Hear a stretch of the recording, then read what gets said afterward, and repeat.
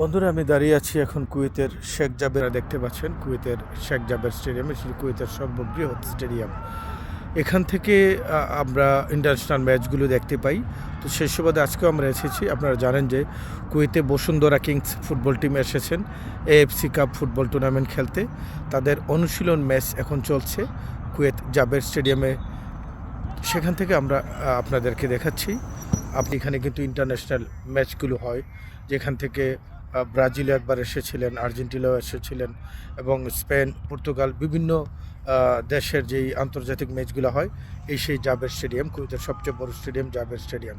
তো সেখানে আজকে আমাদের কুয়েতের আছেন যে এফসি কাপ, আপনারা জানেন 25 তারিখ এবং 27 তারিখ এবং 31 তারিখ তিনটি ম্যাচ। এই তিনটি ম্যাচ খেলার জন্য আমাদের বাংলাদেশিরা বাংলাদেশের বসুন্ধরা কিংস এখানে এসেছেন। তাদের অনুশীলন এই যে আমার পিছনেই হচ্ছে, আপনারা দেখছেন। খুব ঘাম ঝাড়াচ্ছেন আবহাওয়ার সাথে ম্যাচিং করার জন্য এবং সামনে তিনটা ম্যাচ যেন ভালো খেলতে পারে, তারা বিজয়ী হইতে পারেন। আসলে সেই জন্যই কিন্তু তারা আজকের এই অনুশীলনটি করছেন। এবং আমরাও যারা সংবাদকর্মী আছি, আপনারা জানেন আমি আলামী সরকার এনটিভি প্রতিনিধি, কুয়েত প্রতিনিধি এবং কুয়েত বাংলা প্রেস ক্লাবের প্রতিষ্ঠাতা সভাপতি। আমাদের সাথে আছেন আরটিভি, বৈশাখী টিভি, 21 টিভি, দর্পণ টিভি, জবাবদিহি এবং মোহনা টিভি। সকল সাংবাদিকরাই কিন্তু এখানে আছেন, আমার সাথে নিউজ করার জন্য ব্যস্ত আছেন, রেকর্ডিংয়ে ব্যস্ত আছেন। তো আপনাদেরকে সরাসরি আমি দেখাচ্ছি কুয়েত শেখ জাবের স্টেডিয়াম, কুয়েতের সর্ববৃহৎ স্টেডিয়াম যেটি, সেই শেখ জাবের স্টেডিয়ামের মাঝখানে আমি আলামী সরকার এখন দাঁড়িয়ে আছি।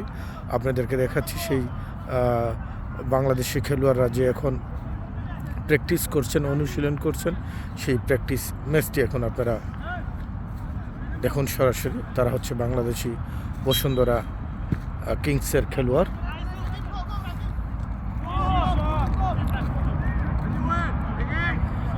এই যে তারা এখন অনুশীলনে আছেন, বাংলাদেশের খেলোয়াড়, বাংলাদেশ বসুন্ধরা কিংস।